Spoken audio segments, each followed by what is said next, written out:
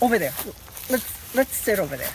Yeah. Here? Yeah. On the rock? Just underneath the tree, it'll be perfect. It'll be great exposure for you. You want me to sit on this rock? Yes, absolutely. I love it.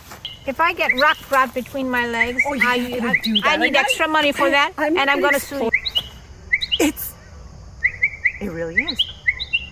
It's a blue-winged red-tailed blackbird. It's coming. This is going to happen. Shut up. Okay, look pretty. Look pretty. You have to go on OnlyFans. You love OnlyFans, and her phone don't. So, I didn't know. I thought she knows I'm into home decoration, right? We have Just Cabinets. We have Edward Joy Electric. Why not OnlyFans? Ceiling fans. That's what I need. So I Googled it. Decorative ceiling fans, decorative fans in the home. OnlyFans. OnlyFans. And I repeated it like she did.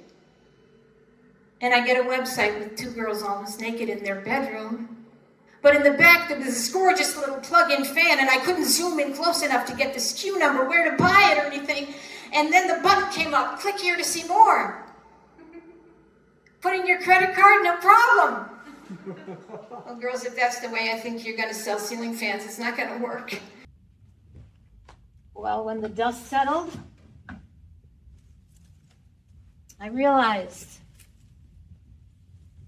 that my brother was a member of the Snake of the Month Club. And if he still had a subscription, I would have to cancel it. And if I canceled it, what kind of refund would I get? A rat snake?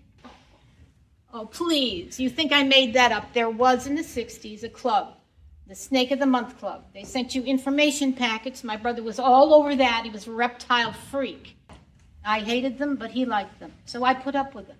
He would get little packets in the mail about how to feed these non-venomous snakes, how to make the cages, how to make little waterfalls and rock gardens and jungle gyms out of their cages. And he would get them.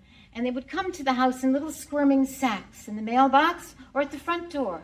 And sometimes when he wasn't home, I would have to bring them in and take those creatures and put them in their cages.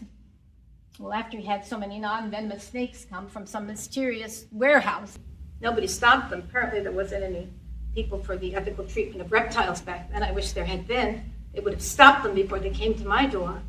But I couldn't find their number. And finally, after he had so many snakes, they gave him a free horn toad. And they were bleached. Skin would bleach, and little spikes, and they looked like dinosaurs with little beady eyes. And every time they were threatened, they'd spit blood. And one day, that little horn toad got loose in the basement, and right next to it was the laundry room, and it got into my underwear. And I thought I had my period early. Also some grotesque something that had to be removed from my untested body parts. I was very angry at the snakes and at my brother. This was a fuming kind of a thing. I loved my brother, but I hated his hobby. And I thought in a perfect world, my fantasy would come true. My brother would go away to camp for 10 days. He would come back, and then all of his snakes in his cages would have mysteriously disappeared. But his sister had opened an emporium selling beautiful sets of matching handbags, belts, and shoes, looking like leather. And on the top of that would be the motto, "Don't get mad, get clothing."